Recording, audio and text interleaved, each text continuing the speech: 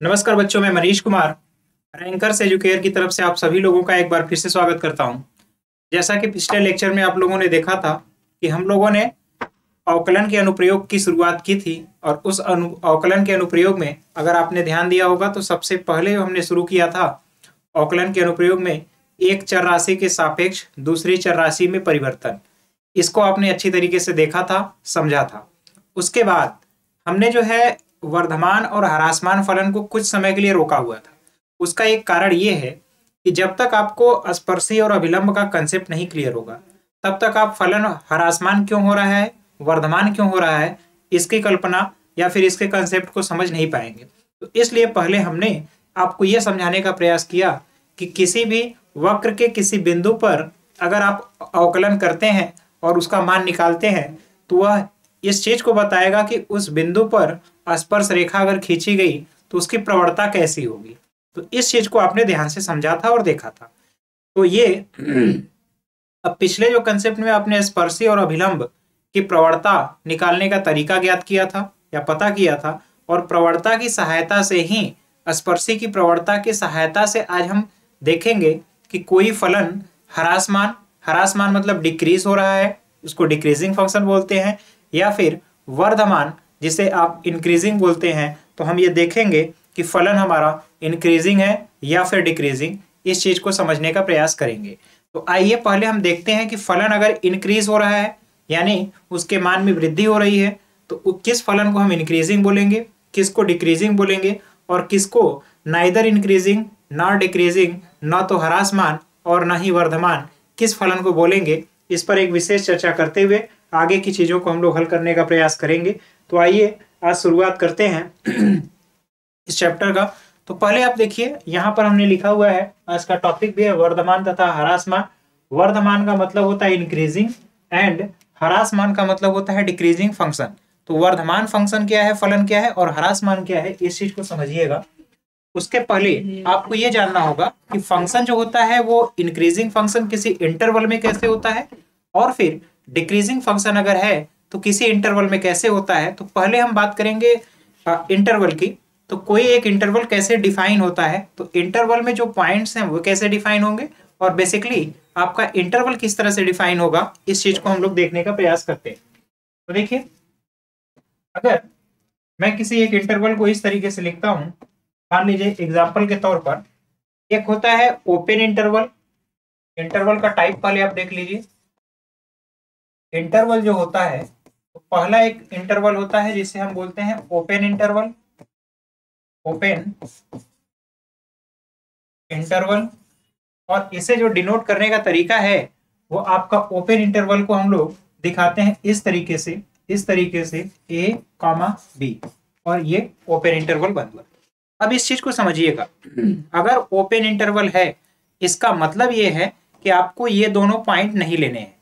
For example, अगर एक interval में लिखता हूं 3 और 8, इसका मतलब ये है कि जो x की वैल्यू होगी वो x की वैल्यू 8 से लेस होगा और ग्रेटर होगा 3 से, यानी कि आप 3 भी नहीं ले सकते हैं और 8 भी नहीं ले सकते हैं। 3 से ग्रेटर यानी 3.12 ये सब ले सकते हैं मान, और 8 से लेस रहेगा यानी 7.9, 7.99 तक भी ले सकते हैं। बहरहाल आप 8 नहीं ले सकते। ये ओपन इंटरवल का कहने का मतलब है। तो जहां पर भी ओपन इंटरवल होगा, एंड पॉइंट जहां ब्रैकेट लगा है, तो यहां पर देखिए एंड पॉइंट आपके जो दोनों हैं वो आपको नहीं काउंट करने हैं, ये ध्यान रखना है। अगर क्लोज इंटरवल है, दूसरा आपका जो इंटरवल है क्लोज्ड इंटरवल, दूसरे इंटरवल को मैंने नाम दिया है क्लोज्ड इंटरवल।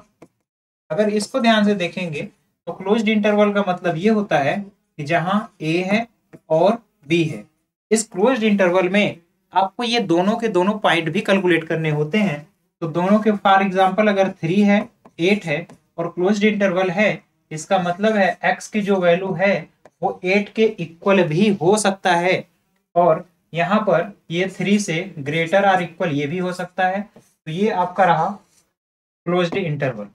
तो दो तरह के इंटरवल आपने देखे, एक आपने ओपन देखा और एक क्लोज देखा। अब हम जो इंटरवल देखेंगे ओपन क्लोज और क्लोज ओपन देखेंगे। तो पहले हम देखते हैं open close. Open close, open close का मतलब पहले साइड में आपका इंटरवल ओपन होगा और दूसरे साइड में आपका इंटरवल क्लोज होगा। इसको अगर आपको ध्यान रखना है, इसको अगर हम 3 लिखें ओपन इंटरवल में और 8 को क्लोज इंटरवल में, तो यहाँ पर 8 की वैल्यू पर क्लोज है, तो जो क्लोज होगा उसको आपको लेना है। तो यहाँ पर आपकी x की जो वैल्यू होगी 8 के इक्वल होगा, बट ग्रेटर देन 3 होगा। आप 3 के इक्वल वैल्यू नहीं ले सकते हैं, इस चीज का यही कहने का मतलब है। इसके बाद लास्ट है close close open, close open interval. तो पहले ही आपका ये क्लोज रहेगा और दूसरे में ये ओपन इंटरवल इस तरीके से रहेगा। तो अगर इसको आपको ध्यान से देखना है, पहले आपने क्लोज लगा दिया, क्लोज ए पर है तो 3 है और ये 8 पर ओपन है। इसका मतलब ये हुआ कि आपको पॉइंट 3 तो ले लेना है, यानी x की जो वैल्यू होगी वो 3 के इक्वल होगी, बट 8 के इक्वल नहीं होगा। आप 8 की वैल्यू इक्वल नहीं ले सकते हैं। तो यहां तक ये कहने का मतलब था ओपन इंटरवल और क्लोज इंटरवल। तो यहां तक आपने देखा कि इंटरवल कितने प्रकार के होते हैं, उनके टाइप्स क्या हैं और उनकी क्वांटिटी, उनकी विशेषता क्या है, उनकी स्पेशलिटी क्या है, स्पेसिफिकेशन क्या है। आपने यहाँ तक इन चीजों को समझा। उम्मीद है ये चीज आपको बेहतर समझ में आया होगा, यहाँ तक कोई डाउट नहीं होना चाहिए।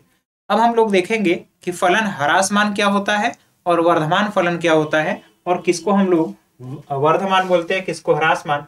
देखिए यहाँ पर ओपन इंटरवल लिखा हुआ है, जिसमें कि आपको न तो पॉइंट ए कैलकुलेट है और पॉइंट बी पर ये क्लोज है, सॉरी ये ओपन है। ये दोनों पॉइंट आपको नहीं लेने हैं, इसके बीच की ये सारे पॉइंट आप काउंट करेंगे।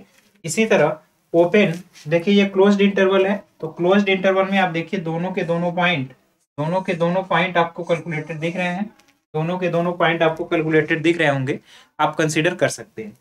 इसके बाद यहाँ तक की चीजों को अगर यहाँ आपको स्क्रीनशॉट लेना है तो स्क्रीनशॉट द्वारा इसको नोट कर लीजिए, फिर हम लोग आगे का देखते हैं।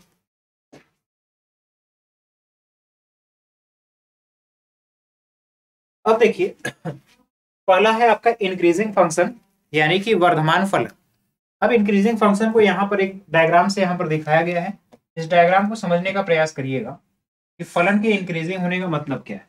देखिए यहाँ पर एक एक्सिस है जिसे आप अच्छी तरह जानते हैं, ये एक्स एक्सिस हुआ और ये वाई एक्सिस हुआ, और एक फलन इस तरह से वेरी कर रहा है। इसका ग्राफ इस वक्र का इस तरीके से आपको दिखाया गया है। अब इस पर 2 पॉइंट लिया गया है, एक पॉइंट यहाँ पर है, एक पॉइंट यहाँ पर है। अब आप पॉइंट x1 जो है, x1 की वैल्यू लेस है और x2 की वैल्यू ग्रेटर है। x1 लेस है, x2 ग्रेटर है।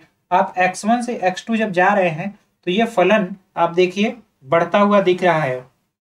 इस फलन में y का मान अगर आप देखेंगे तो यहाँ x1 के करस्पॉन्डिंग y का मान ये है, इसको हम अगर y1 बोल दें, और इसके बाद यहाँ पर जो मान है इसे हम अगर y2 बोल दें, तो आप यहाँ पर देख रहे हैं कि y1 की अपेक्षा, y1 की तुलना में y2 का मान ग्रेटर है, यानी फलन का मान क्या हुआ है, बढ़ गया है। और आप ध्यान से अगर देखें तो अगर x1 से लेकर के x2 के बीच अनेक पॉइंट है, सभी पॉइंट के लिए ये फंक्शन इंक्रीज हो रहा है, कहीं पर भी डिक्रीज नहीं हो रहा है। तो इस तरह के फंक्शन को हम लोग बोलते हैं कि ये निरंतर वर्धमान फलन है। ऐसे फलन को हम बोलते हैं कि ये निरंतर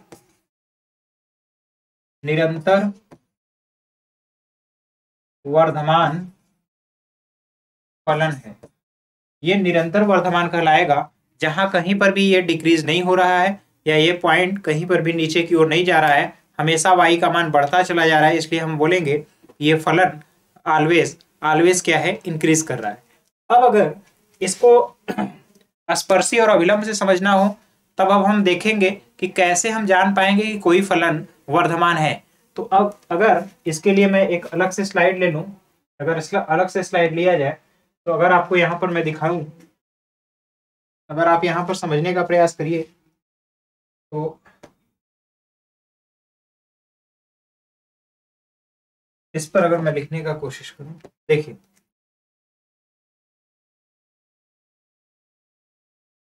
वर्धमान फलन जिसको आप बोलते हैं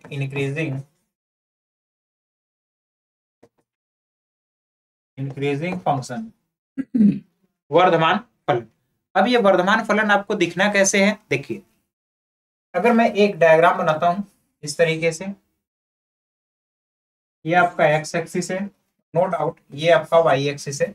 यहां तक आपको चीजें दिख रहा होगा। अब अगर यहां पर आपको इस तरीके का दिखे, अब एक फलन इस तरीके से वेरी कर रहा है। अब आप अगर यहां पर ध्यान से देखें, मान लीजिए ये कोई पॉइंट है x1, ये आपका पॉइंट है x1, और यहां पर एक कोई और पॉइंट है जो कि आपको दिखा रहा है ये x2 है। तो अगर आप x1 से x2 की ओर देखेंगे तो आपको फिर दिख रहा है कि फलन का मान बढ़ता हुआ जा रहा है। इसका मतलब ये फलन जो है निरंतर वर्धमान है। लेकिन आप कैसे, किस क्रियाविधि से देखेंगे, जान पाएंगे कि ये फलन निरंतर वर्धमान है? अब देखिए, कोई हमने यहाँ पर एक पॉइंट ले लिया, यहाँ पर अगर इस पॉइंट पर आप स्पर्शी खींचेंगे तो देखिए ये स्पर्शी कुछ इस तरीके से जाएगा और यहाँ पर एक कोण, एक एंगल थीटा बना रहा है, और ये एंगल थीटा जो है स्पर्शी की प्रवणता है इस बिंदु पर। ठीक इसी तरीके से अगर आप यहां पर देखेंगे, यहां पर स्पर्श रेखा खींची जाए तो स्पर्श रेखा यहां पर अगर खींचेंगे तो ये प्रवणता एक और रेखा बनेगी और इसकी प्रवणता दूसरी होगी। इसको हमने मान लिया θ2 है। ये आपको ग्राफ दिख रहा होगा। इसी तरह से अगर कोई एक और पॉइंट मैं देख लूं, जैसे यहां पर इस पॉइंट पर अगर आपको स्पर्शी खींचना है तो ये स्पर्श रेखा कुछ इस तरीके से जाती हुई दिखेगी और यहाँ की प्रवणता अलग होगी। अब आप इस θ1, θ2, θ3 पर विचार करिए कि आप यहां से x1 से पॉइंट x1 से x2 तक अगर आप बढ़ रहे हैं और स्पर्शी को खींचेंगे तो देखेंगे ये स्पर्शी में प्रवणता जो है हमेशा और हमेशा धनात्मक आ रहा है। आपको थीटा का हमेशा मान बढ़ता हुआ दिखेगा, धनात्मक मान दिखेगा। इसलिए अगर कोई भी फलन है उसका आपने अवकलन किया और वह अवकलन आपको किसी इंटरवल में हमेशा पॉजिटिव मिलता है यदि किसी फलन का अवकलन, अब ये फलन का जो अवकलन है, डिफरेंशिएशन जिसे आप बोलते हैं, ये बताता क्या है? फलन का अवकलन, फलन का जो अवकलन है वो आपको ये बताएगा कि वो प्रवणता क्या है वहां पर। तो अब देख रहे हैं आप, प्रवणता हमेशा धनात्मक है। तो यदि किसी फलन का अवकलन किसी बिंदु पर धनात्मक हो, किसी अंतराल में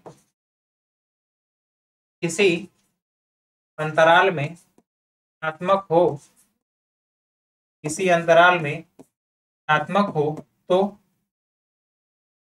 फलन उस अंतराल, अगर अंतराल का नाम भी आपको लिखना है तो ए और बी लिख सकते हैं। अब यहाँ पर ये ओपन भी हो सकता है, क्लोज भी हो सकता है, जैसी आपकी रिक्वायरमेंट हो। तब फलन उस अंतराल ए बी में आपका क्या कहलाएगा? अगर धनात्मक होगा f डैश x तब वर्धमान कहलाएगा, तब फलन वर्धमान कहलाता है। तो यहां से आपको एक चीज नोट करना है कि अगर किसी फलन का आपने अवकलन किया और वो अवकलन किसी अंतराल में पॉजिटिव है तो इसका मतलब ये है कि वह फलन उस अंतराल में निरंतर वर्धमान है या वर्धमान है। इसी के जस्ट अपोजिट अगर आप किसी ह्रासमान फलन को देखेंगे, इसका आप स्क्रीनशॉट ले लीजिए, फिर हम लोग देखते हैं। पहले ह्रासमान फलन होगा क्या, यहां मैं लिख दे रहा हूं, ह्रासमान फलन, इसी का जस्ट अपोजिट लिखना है। इसको आप लोग बोलते हैं डिक्रीजिंग फंक्शन, इसको बोलेंगे डिक्रीजिंग फंक्शन। अब ये डिक्रीजिंग फंक्शन होगा क्या, देखिए समझिएगा। डिक्रीजिंग फंक्शन आप उसको बोलेंगे कि यदि किसी फलन का,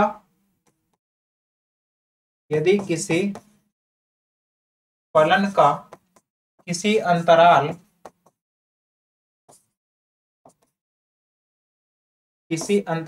ए बी में अगर अवकलन ऋणात्मक हो,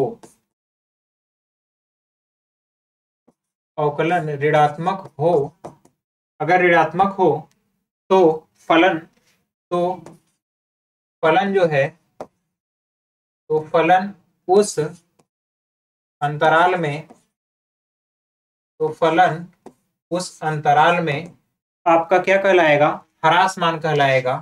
ह्रास मान कहलाता है यानी कि फंक्शन उस इंटरवल में आपका डिक्रीजिंग हो जाएगा। तो यहां तक की चीज का आप स्क्रीनशॉट ले लीजिए। फिर इसको मैं एक नेक्स्ट स्टाइल लेकर के बताता हूं कि जिस तरह से इंक्रीजिंग फंक्शन को हमने समझाया उसी तरह डिक्रीजिंग फंक्शन को भी समझाने का प्रयास करते हैं। तो यहां तक का आप स्क्रीनशॉट पहले ले लीजिए।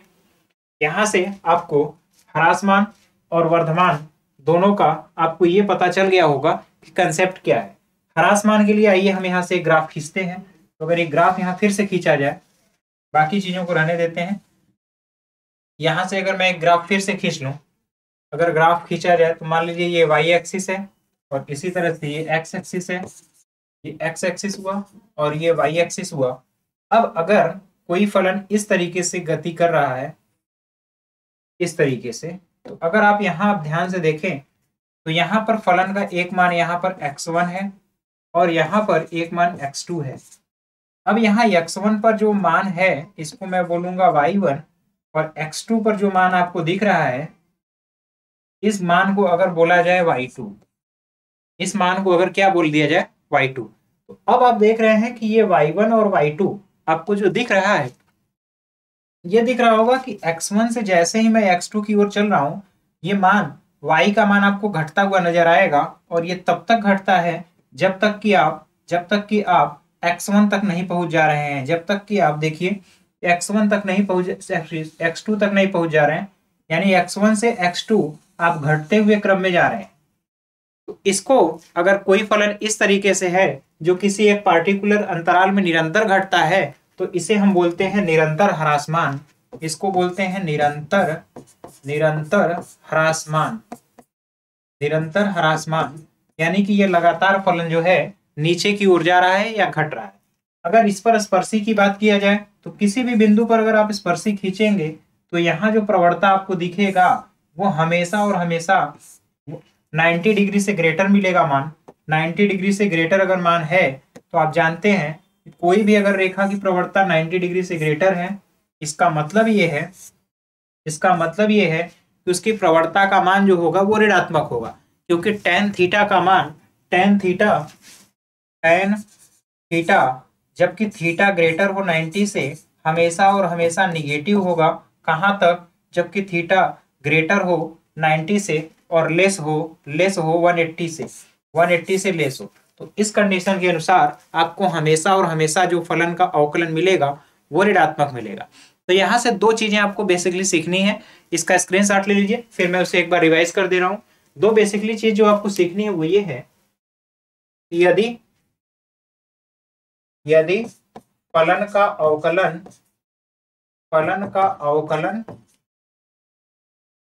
किसी अंतराल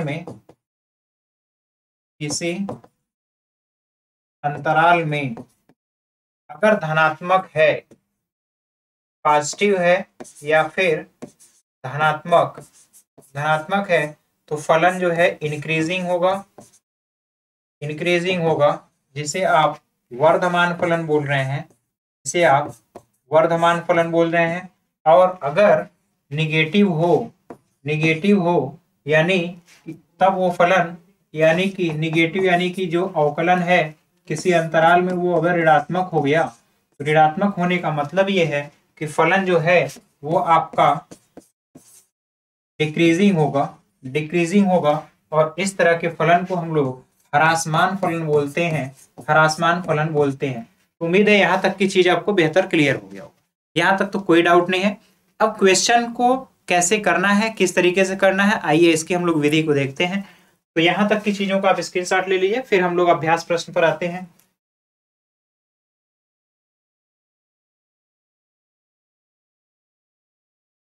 देखिए यहाँ पर हम लोग थे,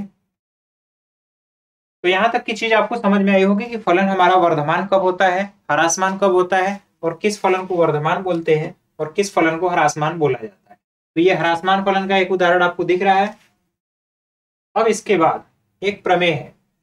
अब यहाँ पर आपको एक चीज ये बताना और है जरूरी कि कोई फलन ऐसा भी हो सकता है कि न तो वो ह्रासमान हो न तो वर्धमान हो। तो आइए ऐसे फलन का अंतराल हम लोग जानने का प्रयास करते हैं। तो यहाँ एक बड़ा अच्छा आपको ग्राफ बना हुआ दिख रहा है। तो इस ग्राफ में आप अगर ध्यान दें तो अगर ए से देखा जाए, ए से बी तक, तो ये फलन आपको बढ़ता हुआ दिख रहा है। तो हम ये कहेंगे कि ए से बी तक जो फलन है आपको यहाँ पर स्पष्ट दिखता हुआ दिखाई देना चाहिए। ए से बी तक फलन तो वर्धमान है। उसके बाद बी से अगर आप फिर बढ़ेंगे कहाँ तक, पॉइंट, इस पॉइंट तक, इसका कोई नाम अगर प्रॉपर रख दिया जाए, तो अब अगर बी से इस प्रॉपर पॉइंट पी तक अगर ध्यान देंगे तो ये फलन निरंतर घटता हुआ चला जा रहा है। तो इसे हम बोलेंगे ये निरंतर ह्रासमान है। यानी ए से बी तक, अगर इसको मैं बड़े डायग्राम में दिखाऊं इस तरीके से, तो देखिए अगर ये पॉइंट आपका ए है, ये ए है, ये पॉइंट आपका बी है, ये पॉइंट आपका सी है, ये पॉइंट आपका डी है।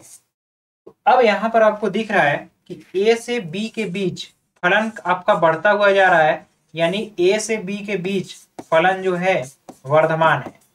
और बी से सी के बीच अगर आप देखेंगे तो बी से सी के बीच फलन जो है ह्रासमान है।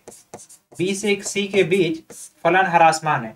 अब यहां से सी से डी तक अगर पूछा जाए तो आप देखिए एक बार फलन ह्रासमान भी हो रहा है, उसके बाद यहाँ पर फलन वर्धमान भी हो रहा है। तो अगर किसी अंतराल में फलन एक बार वर्धमान भी हो और एक बार ह्रासमान भी हो तो हम कहेंगे कि फलन न तो वर्धमान है और न ही ह्रासमान है। इसका मतलब अगर यहाँ पर मैं लिखने के लिए जगह देख लूं, अगर ये कहा जाए तो अगर यहाँ पर जगह है, मैं इसी जगह लिख करके समझाता हूं कि यदि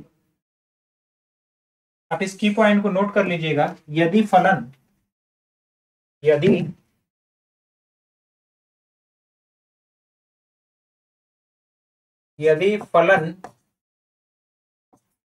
किसी अंतराल में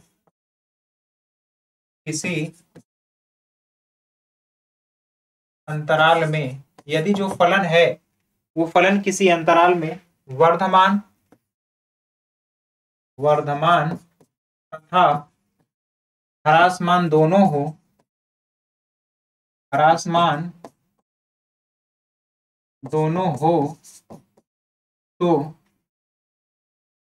तो उस फलन को वर्धमान तथा ह्रासमान दोनों, तो उस फलन को न तो वर्धमान और न ही ह्रासमान, न तो वर्धमान और न ही ह्रासमान कहा जाता है, न ही ह्रासमान कहा जाता है। यानी इस टाइप का function neither increasing nor decreasing, अगर इंग्लिश में कहा जाए तो ये होता है neither increasing nor decreasing, neither increasing nor decreasing, इस टाइप का फलन इसको बोला जाता है। उम्मीद है यहाँ तक की चीज आपको बेहतर समझ में आया होगा। यहाँ तक की चीजों को नोट कर लीजिए। अब यहाँ से हम लोग क्वेश्चन करने की शुरुआत करते हैं। तो देखिए पहला जो प्रश्न है, अगर इसको आप ध्यान से देखेंगे तो कहा जा रहा है सिद्ध कीजिए कि फलन, ये आपको जो दिया गया है सिद्ध कीजिए कि आर पर, आर का मतलब ये है कि एक्स की वैल्यू रियल वैल्यू होनी चाहिए। आर का मतलब है रियल वैल्यू के लिए ये 3x + 17 से प्रदत्त फलन निरंतर वर्धमान है, यानी ऑलवेज इंक्रीजिंग है। तो देखिए अगर यहाँ पर पहले फलन को लिखा जाए तो जो फलन है यानी कि y, जिसको आप fx बोल रहे हैं, ये आपको दिया गया है 3x और +17। ठीक, यहां तक आपको पहले फलन लिखना है, उसके बाद उस फलन का अवकलन करना है। तो यहां लिखेंगे दोनों पक्षों का x के सापेक्ष, दोनों पक्षों का x के सापेक्ष अवकलन करने पर, x के सापेक्ष अवकलन करने पर दोनों पक्ष का अगर अवकलन आप करेंगे, अब यहां से आपको दिखेगा dy/dx। डी वाई अपान डी एक्स, इसका अवकलन करेंगे तो एफ डैश एक्स होगा, और यहां पर आपको दिख रहा है कि अवकलन केवल और केवल 3 होगा। अब आप बताइए, देखिए ये जो अवकलन है, ये अवकलन का मान प्रत्येक बिंदु पर हमेशा और हमेशा धनात्मक ही होगा। तो यहां आप लिखेंगे, यहां पर dy बाई डी एक्स का मान, dy अपान डी एक्स का मान x के प्रत्येक मान के लिए, x के प्रत्येक मान के लिए, प्रत्येक मान के लिए धनात्मक है, मान के लिए धनात्मक है। अतः जो फलन होगा, अतः फलन x बिलोंग्स टू रियल, यानी कि x का कोई भी वास्तविक मान हो, सभी वास्तविक मान के लिए फलन निरंतर निरंतर निरंतर वर्धमान होगा, यानी कि फंक्शन जो है ऑलवेज इंक्रीज करेगा। किसके लिए? आपका ये जो मान दिया है x belonging to real number, real number के लिए फलन हमेशा और हमेशा आपका इंक्रीज करेगा। उम्मीद है यहाँ तक की चीज आपको समझ में आई होगी। यहाँ तक कोई भी समस्या नहीं होना चाहिए। इस चीज का आप स्क्रीनशॉट ले लीजिए, फिर हम लोग आगे की चीजों को देखते हैं। ये तो आपका पहला प्रश्न था। सभी प्रश्नों में पहले ह्रासमान फलन है या वर्धमान है, इसको ज्ञात करने के लिए आप अवकलन करेंगे, और फिर अवकलन करने के बाद आप उसको 0 के बराबर रखेंगे। तब आपको ये पता चलेगा कि वह जो वक्र है x अक्ष को कहीं पर काट रहा है या नहीं। बात समझिएगा। देखिए, अगर अवकलन हमने किया फलन का और उसे 0 के बराबर किया, इसका मतलब ये है, यानी कि अगर हमने dy बाई डी एक्स को 0 के बराबर किया तो x का कई मान आएगा। x का मान लेते हैं कि a आया, b आया, c आया। इसका ये मतलब होता है कि x यहां पर भी 0 कर रहा है, y का मान यहां भी 0 होगा, यहां भी 0 होगा, यहां पर भी 0 होगा। तो y का मान 0 होने का मतलब ये है कि ये तीनों के तीनों पॉइंट a भी और b भी और c, ये तीनों के तीनों पॉइंट x एक्सिस पर होंगे। इधर माइनस इन्फिनिटी होगा और इस साइड प्लस इन्फिनिटी। तो अब देखिए फलन इस तरीके से हो सकता है। यहां से देखिए, इसी फलन को मैं दिखाने का प्रयास कर रहा हूं। यहां से फलन इस तरीके से, फिर इस तरीके से, फिर इस तरीके से। आप देखिए यहां पर भी y का मान 0, यहां भी 0, यहां पर भी 0। और इसके विपरीत एक और केस हो सकता है जिससे आपको दिखे कि ये फलन इस तरीके से भी हो सकता है, इस तरीके से, इस तरीके से, इस तरीके से। तो अब देखिए यहां माइनस इन्फिनिटी से लेकर के a के बीच में अगर आप नीचे की तरफ जाएंगे तो फलन आपको एक बार ह्रासमान दिखेगा और एक बार वर्धमान मिलेगा। लेकिन अगर आप ऊपर की तरफ जाएंगे तो पहले आपको वर्धमान मिलेगा, फिर ह्रासमान मिलेगा। इसी तरह सभी इंटरवल में दिख रहा है। यानी फलन का जो प्रकृति है, प्रत्येक इंटरवल माइनस इन्फिनिटी से a से b से c और c से इन्फिनिटी तक, इन प्रत्येक अंतराल में अलग अलग है। तो आपको यही देखना है कि प्रत्येक अंतराल में फलन का जो अवकलन है वो पॉजिटिव है या नेगेटिव है। यानी आपको प्रत्येक अंतराल में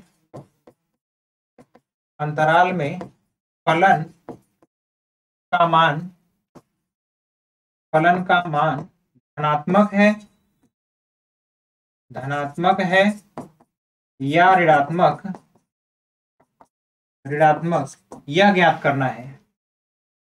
यह ज्ञात करना है। फलन का मान नहीं, फलन के अवकलन का मान। फलन के, यहां पर मैं लिख दे रहा हूं, फलन के अवकलन का मान, फलन के अवकलन का मान। फलन के अवकलन के मान से मतलब यह है कि उसकी प्रवणता धनात्मक है या ऋणात्मक। इसीलिए मैंने स्पर्शी और अभिलंब पहले पढ़ाया था, ताकि आपको स्पर्शी के प्रवणता का आपको कुछ कंसेप्ट क्लियर हो जाए कि क्यों वो इतना इंपॉर्टेंट है। तो यहां तक की चीज उम्मीद है क्लियर हो गई होगी। अब हम लोग आगे का देखते हैं क्वेश्चन।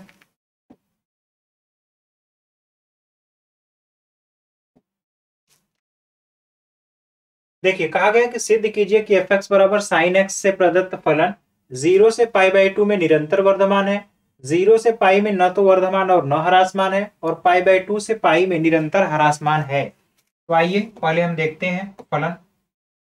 आपका फलन क्या है? तो देखिए फलन जो है fx, और अगर इसे y लिखा जाए तो y इक्वल है आपका साइन x। अब ये y इक्वल साइन x जो दिख रहा है आपको, पहले इसका हम अवकलन देखते हैं। तो अगर हम यहाँ से dy/dx करें तो साइन x का अवकलन cos x होगा। यहाँ तक तो कोई दिक्कत नहीं है। अब हम देखेंगे ये cos x 0 कहाँ कहाँ पर हो रहा है। तो cos 0 पर आपको 1 मिलेगा, और इसके बाद π/2 पर 0 होगा, और पाई पर भी 0 आपको मिल सकता है। cos पाई की वैल्यू तो -1 आपको मिलेगी। इसके बाद बहुत सारे पॉइंट होंगे जहां 0 होगा। तो अब देखना है इस अंतराल में, यानी पहला अंतराल आपको देखना है 0 से π/2 के बीच में, 0 से लेकर के π/2 के बीच में। अगर आप इसमें देखेंगे इस अंतराल में आपका जो अवकलन का मान है cos x, तो cos x का मान अगर 0 से π/2 के बीच में जाएंगे तो π/2 पे cos का मान 0 होता है और 0 पर 1 होता है। तो ये डिक्रीज कर रहा है, ये इंक्रीज करेगा, सॉरी। अगर आप 0 से π/2 के बीच में जाएंगे तो cos x की जो वैल्यू है वो हमेशा और हमेशा यहाँ पर cos x जो है धनात्मक होगा। आपको केवल ये देखना है धनात्मक या ऋणात्मक, ये हमेशा और हमेशा आपको धनात्मक मिलेगा। इसलिए 0 से π/2 के बीच में जो फलन है, ये फलन हमेशा क्या होगा? वर्धमान। इसलिए 0 से π/2 में जो फलन है fx वो कैसा होगा? वर्धमान होगा, वर्धमान होगा। एक दूसरा इंटरवल पहले b, ये तीसरा पॉइंट देख लीजिए, b वाला जो दिया हुआ है यहाँ पर थोड़ा मिसप्रिंट है, इसको नीचे होना चाहिए। बहरहाल अगर आप π/2 से पाई के बीच में अंतराल लें तो इस अंतराल में cos का मान जो होगा, में इस अंतराल में cos x जो होगा वो निगेटिव होगा या फिर ऋणात्मक होगा, ऋणात्मक होगा। अब अगर देख रहे हैं कि cos की वैल्यू जो है π/2 से पाई के बीच में निगेटिव है, ऋणात्मक है, तो ऋणात्मक होने का मतलब ये हो गया कि यहाँ पर जैसे ही cos की वैल्यू आपको निगेटिव दिख रहा है, यहाँ पर फलन जो है ह्रासमान हो जाएगा, फलन ह्रासमान हो गया, ह्रासमान है। अब अगर देखिए एक बार 0 से पाई के बीच में पूछा गया, अब आपको यहीं पर थोड़ा सा सोचना है कि अगर 0 से पाई के बीच में हमें देखना है तो 0 से पाई को हम दो भाग में ब्रेक करेंगे, 0 से π/2 और फिर π/2 से लेकर के आप देख सकते हैं इसको पाई तक लिखा जा सकता है। तो इस अंतराल को दो भाग में हमने ब्रेक किया। पहले भाग में जो फलन है वर्धमान है, पहले भाग में फलन वर्धमान है, दूसरे भाग में फलन ह्रासमान है। तो अगर टोटली देखा जाए, अल्टीमेटली देखा जाए तो फलन 0 से पाई के बीच में न तो वर्धमान होगा न ही ह्रासमान होगा। इसकी विधि भी हमने बताई थी, इसलिए यह फलन इस अंतराल में न तो वर्धमान है और न ही ह्रासमान। तो ये तरीका था, इस तरीके को आप नोट कर लीजिए। इसके बाद हम लोग नेक्स्ट क्वेश्चन देखते हैं। यहां तक का आप स्क्रीनशॉट ले लीजिए। अब देखिए इस फलन में हमें यह ज्ञात करना है कि किस अंतराल में फलन जो है वर्धमान है और किस में ह्रासमान है। तो इसे ज्ञात करने का जो तरीका है उसे अगर आप ध्यान से देखें और समझें तो आपको जो दिखेगा, देखिए आपका जो फलन है fx, जो फलन का मान है वो है आपका 2x² माइनस 3x। अब इससे कहा गया कि इससे दिया गया फलन किस में वर्धमान होगा और किस में ह्रासमान होगा। तो पहले हम अवकलन निकालते हैं। तो अवकलन देखिए 4x होगा -3। अब हम देखते हैं कि अवकलन जो है 0 कहां पर हो रहा है, तो dy/dx कहां पर 0 होगा। तो यदि dy/dx इक्वल हम 0 करेंगे तो 4x - 3 इक्वल 0, तो यहाँ से x की वैल्यू 3/4 आएगी। इसका मतलब कि 3/4 पर ये वैल्यू 0 हो रहा है। अब एक हम यहाँ से संख्या रेखा खींचेंगे और ये हो गया आपका -∞, और यहाँ पर ये हुआ +∞, और बीच में एक पॉइंट है आपको दिख रहा है x इक्वल 3/4। अब ये दो अंतराल बन गया, -∞ से एक 3/4 और एक 3/4 से प्लस इन्फिनिटी तक। तो अब आप यहाँ देखेंगे माइनस इन्फिनिटी पर हमेशा ओपन होता है, यहाँ से अब ले करके 3/4 तक आएंगे यहाँ पर। इसके बाद ये है 3/4 से ले करके 3/4 से ये है प्लस इन्फिनिटी तक, प्लस इन्फिनिटी तक, इस तरीके से। तो पहले अंतराल में अगर हम कोई वैल्यू देखें, पहले अंतराल में आप अगर ध्यान से देखेंगे तो जीरो भी आएगा, जीरो भी आएगा, इसी अंतराल में जीरो भी आएगा। तो अगर इस जीरो को हम यहाँ पर रखते हैं dy/dx में, किसी भी एक मान को रख करके चेक करेंगे तो जैसे ही देखेंगे माइनस इन्फिनिटी से लेकर के 3/4 में dy/dx क्या आएगा, जैसे ही जीरो रखेंगे तो निगेटिव आएगा, निगेटिव आएगा। इसका मतलब कि dy/dx निगेटिव है, इसका मतलब ये फलन इस अंतराल में क्या हो जाएगा, ह्रासमान होगा, फलन इस अंतराल में ह्रासमान होगा। यहां तक की बात क्लियर हो गई। ह्रासमान कहां तक होगा, माइनस इन्फिनिटी से लेकर के 3/4 तक। इसके बाद वर्धमान कहां से कहां तक होगा, तो एक अंतराल बचता है 3/4 से लेकर के प्लस इन्फिनिटी तक।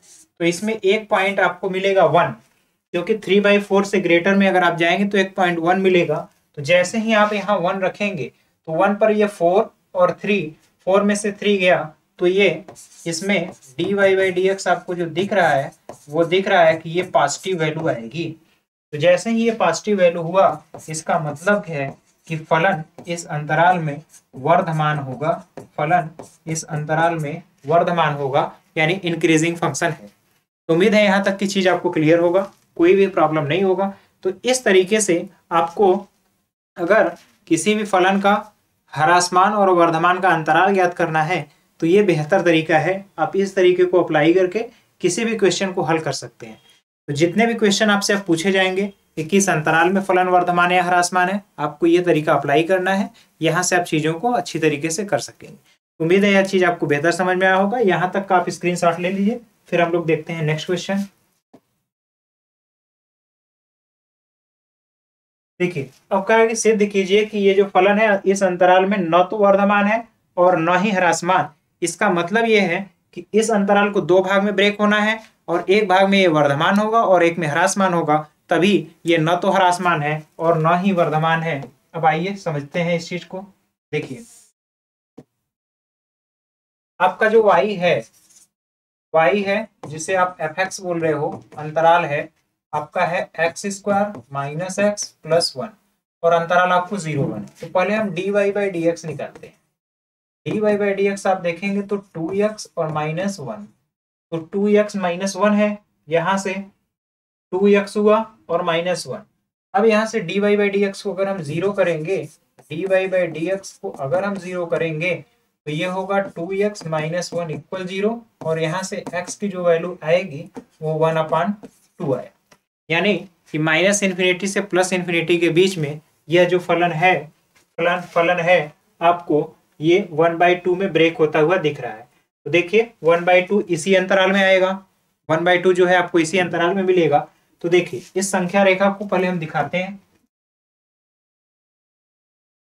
यहां पर हमने मान लिया ये आपका माइनस इन्फिनिटी है, ये x = 1/2 है और यहाँ पर ये प्लस इन्फिनिटी है। ठीक, अब आपका जो 0 होगा वो कहीं इस साइड होगा और जो 1 होगा कहीं पर इस साइड होगा। ठीक, इसी के बीच में कहीं पर 1/2 भी आ रहा है। अब हम लोग देखेंगे कि 0 से 1/2 के बीच में फलन का जो है वो 0 से 1/2, एक अंतराल में ले लेता हूं 0 से 1/2 तक और यहाँ पर एक अंतराल में लूंगा 1/2 से 1 तक। अब आइए देखते हैं dy/dx की वैल्यू क्या होगा। dy/dx का मान किस अंतराल में, 0 से लेकर के 1/2 के बीच में। 1/2 और 0 के बीच में एक मान आएगा 1/3, कोई भी एक मान रख लीजिए। तो जैसे ही 1/3 रखेंगे यहाँ पर तो आपको दिखेगा 2 × 1/3 - 1। तो आपको ये वैल्यू हमेशा और हमेशा देखिए एक वैल्यू ये मिल रहा है जो निगेटिव आएगा -1/3। ये निगेटिव हुआ, इसका मतलब इस अंतराल में जो फलन है वो फलन आप सोच करके बताइए क्या होगा। निगेटिव है तो फलन जो होगा ह्रासमान होगा, ह्रासमान। इसी तरह से अब हम निकालेंगे dy/dx का मान कहाँ पर, अब 1/2 से लेकर के 1/2 से लेकर के कहाँ तक, 1 तक के बीच में देखेंगे। इसके बीच में अगर आप ध्यान से देखें तो यहाँ पर 2 हो गया। अब इसके बीच में एक मान कौन सा आएगा, एक मान कौन सा आएगा, 1/2 और 1 के बीच में कोई एक मान आपको लेना है जो कि 1/2 से ग्रेटर हो, यानी 1/2 का मतलब 0.5, तो 0.6 ले लेंगे, यानी कि 6/10 भी रख सकते हैं। 6/10 का मतलब हो सकता है, देखिए 1/2 का मतलब 0.5 और 1 के बीच में 0.6 भी आएगा, और इस 0.6 को बोल सकते हैं 6/10, 6/10 या फिर 3/5। तो 3 अगर हम 5 रखते हैं और -1 करते हैं तो ये वैल्यू हमेशा और हमेशा आपको दिख रहा है, 6 में से 5 गया तो 1/5 होगा, जो कि पॉजिटिव है। इसका मतलब अब ये इस अंतराल में वर्धमान हो गया, यानी कि जो फलन है इस 0 से 1/2 के बीच में आपको दिख रहा है, 0 से 1/2 के बीच में फलन ह्रासमान है और 1/2 से 1 के बीच में वर्धमान है। इसलिए अब आप फिर उसी रिजल्ट पे पहुंच गए कि जब एक बार फलन उसी अंतराल में वर्धमान भी हो रहा है और ह्रासमान भी हो रहा है, अतः अतः आप यहाँ पर लिख देंगे अतः फलन अंतराल 0,1 में न तो वर्धमान है, और न ही ह्रासमान,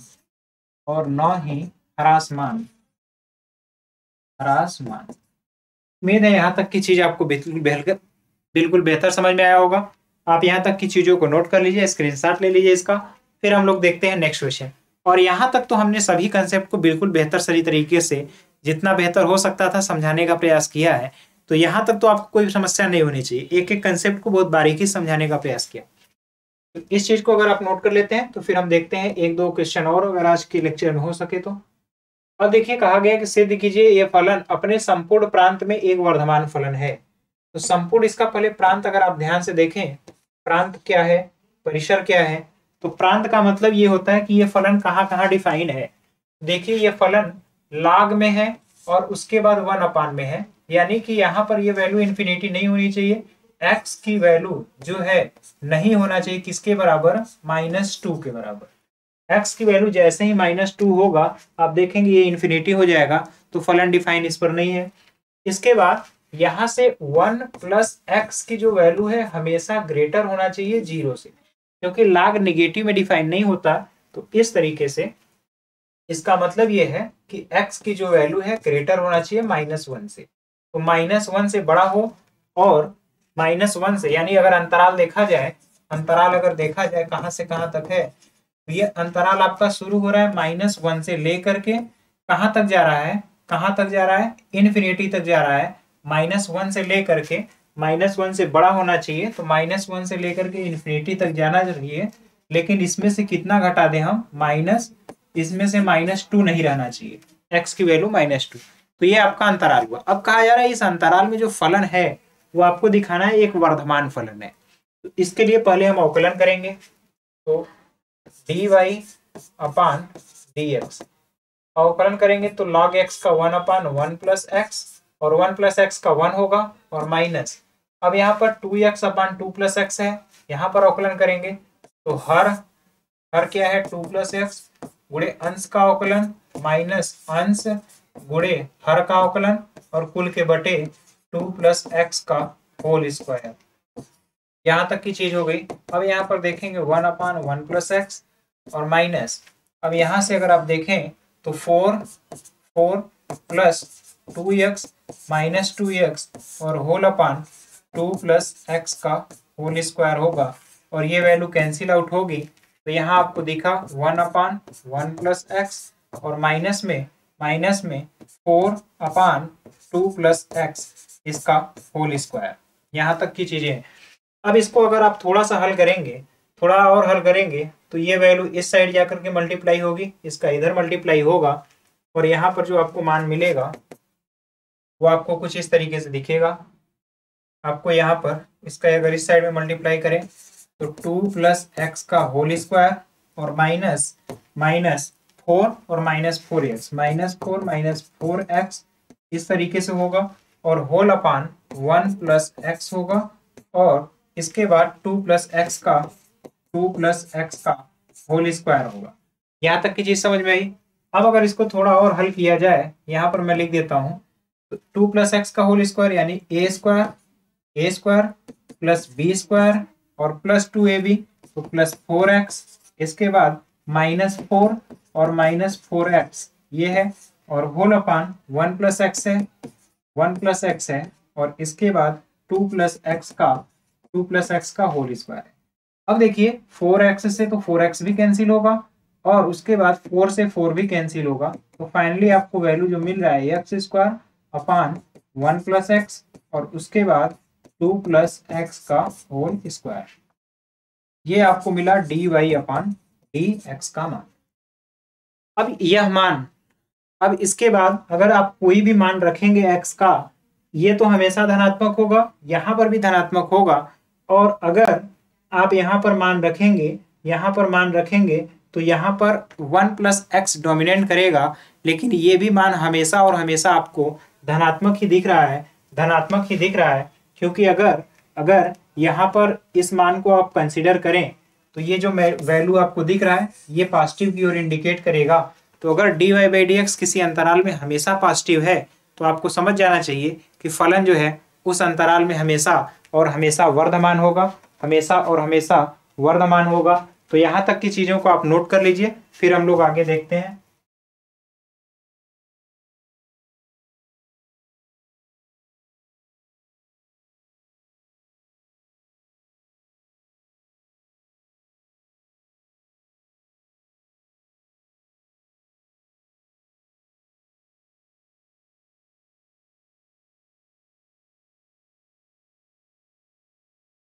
देखिए ये निरंतर वर्धमान क्यों होगा, क्योंकि यहाँ पर x की वैल्यू जो आपको लेना है वो आपको लेस देन -1 लेना है। तो लेस देन -1 पर ये सभी की सभी वैल्यू, x की वैल्यू जब हमेशा लेस देन -1 करेंगे तो हमेशा सभी और सभी वैल्यू के लिए ये जो है मान आपका ये हमेशा धनात्मक होगा। किसके लिए? x की वैल्यू लेस देन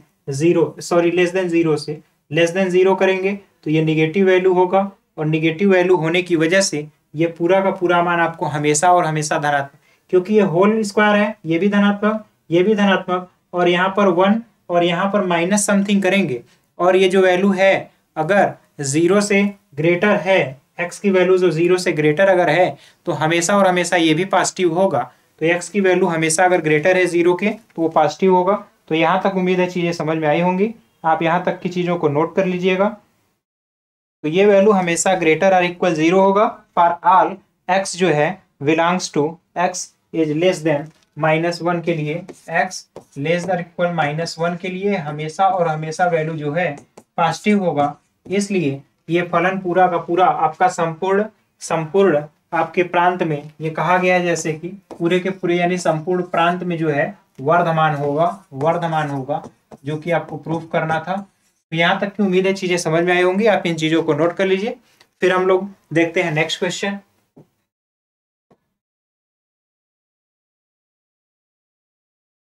अब देखिए ये कहा गया है कि सिद्ध कीजिए कि इस अंतराल में ये जो फलन है ये एक वर्धमान फलन है। इसको अगर आपको हल करना है तो फिर से वही तरीका है, पहले तुरंत आप इस फलन का अवकलन करिए। तो y बराबर sine theta upon y plus 2 plus cos theta minus theta. तो यहाँ से लिखेंगे dy अपान डी थीटा। तो यहाँ से जब हल करेंगे तो पहले लिखेंगे ये अंश अपान बटा हर है, तो 2 प्लस कॉस थीटा यानी हर गुणे अंश का अवकलन करेंगे तो 4 साइन थीटा का कॉस थीटा, हर गुणे अंश का अवकलन माइनस अंश है 4 साइन थीटा और हर का अवकलन करेंगे तो minus sine theta, cos theta का गुणन माइनस साइन थीटा। तो हर गुणे अंश का अवकलन माइनस अंश गुणे हर का अवकलन, कुल के बटे में हर का स्क्वायर यानी 2 प्लस कॉस थीटा का होल स्क्वायर।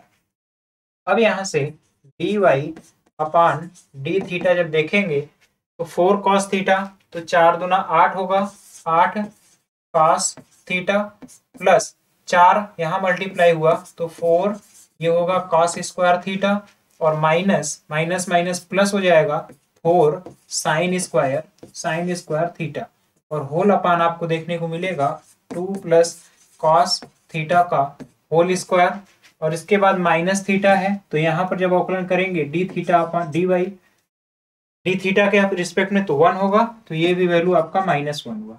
अब इसके बाद आप देखेंगे 4 और 4 cos स्क्वायर कॉमन लेंगे तो cos square theta plus sine square theta 1 हो जाएगा, तो यहाँ पर होगा 4 plus 8 cos theta whole upon 2 cos theta का होल स्क्वायर -1। अब इसे अगर और सिंप्लीफाई करेंगे तो 4 प्लस 8 cos थीटा और माइनस में अब यहाँ पर ए स्क्वायर यानी 4 प्लस बी स्क्वायर यानी minus cos square theta, a square plus b square plus 4 cos theta होगा तो यहाँ -4 कॉस थीटा हो गया, -4 कॉस थीटा होल अपान में 2 प्लस कॉस थीटा का होल स्क्वायर। अब इसके बाद अगर आप इसको थोड़ा सा और सॉल्व करेंगे तो देखिए 4 और 4 आपस में कैंसिल हो गया, और यहाँ पर 8 कॉस थीटा में से 4 कॉस थीटा बचा केवल, ये हुआ 4 कॉस थीटा, और माइनस आपको यहाँ पर कॉस स्क्वायर थीटा माइनस में दिख रहा है तो यहाँ माइनस कॉस स्क्वायर थीटा और whole upon 2 plus cos theta.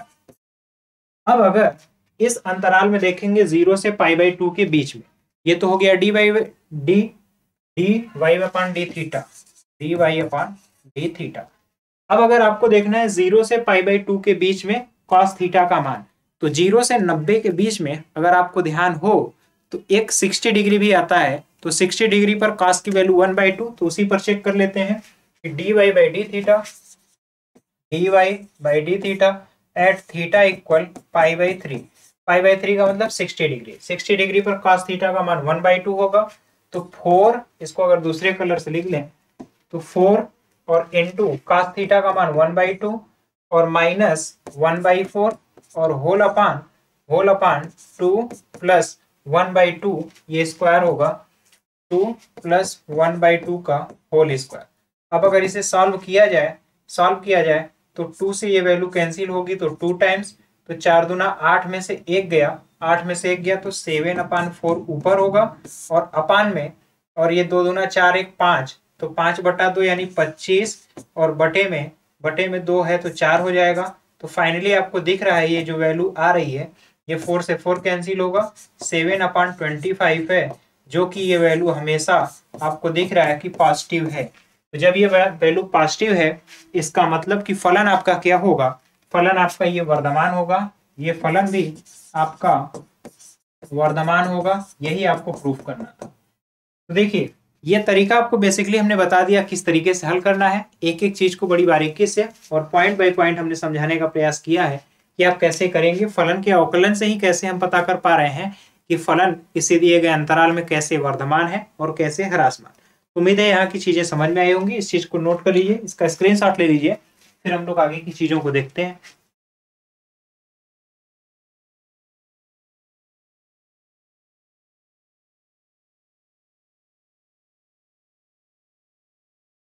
अब अगर आगे देखा जाए एक आध क्वेश्चन और है, जैसे किस अंतराल में फलन ये जो है द्वारा प्रदत्त निरंतर ह्रासमान है। अगर आप इसको भी सॉल्व करना है तो पहले इसका अवकलन कर लीजिए, फिर किसी एक अंतराल में रख करके आप चेक कर लीजिए, तो आपको पता चल जाएगा कि किसमें ये निरंतर ह्रासमान है या फिर निरंतर पूछा गया है किसमें निरंतर ह्रासमान है। आपको इसके लिए पहले से ही पता है, पहले y है तो y बराबर आपको दिया गया है x की पावर 100 है और प्लस साइन x है -1, तो यहाँ से अगर dy अपान dx आप कैलकुलेट करोगे तो 100x की पावर 99 होगा प्लस साइन x का cos x होगा। अब ये मान 0 से 1 के बीच में, 0 से 1 के बीच का मतलब ये हुआ कि अगर हम 1/2 भी रखेंगे तो 1/2 में देखेंगे तो ये वैल्यू हमेशा पॉजिटिव आएगा। अगर ये पॉजिटिव आ गया तो इसका मतलब ये वर्धमान है। π/2 से पाई के बीच में ये तो निगेटिव होगा लेकिन यहाँ पर पॉजिटिव होगा, तो ये डोमिनेंट रोल प्ले करेगा। तो ये सभी अंतरालों में जो है आपका वर्धमान है, सभी अंतराल में आपको वर्धमान दिखेगा, इसलिए ये ऑप्शन ये सही होगा डी, इनमें से कोई नहीं। उम्मीद है ये चीज समझ में आई होगी, आप इसको अपने से भी कर सकते हैं। अब देखिए कहा गया है, सिद्ध कीजिए कि फलन log sin x 0 से π/2 में निरंतर वर्धमान है और π/2 से पाई में निरंतर ह्रासमान है। तो इसको तो आप आसानी से कर सकते हैं। इसे तो करने के लिए आप किसी कठिनाई का सामना नहीं करना पड़ेगा।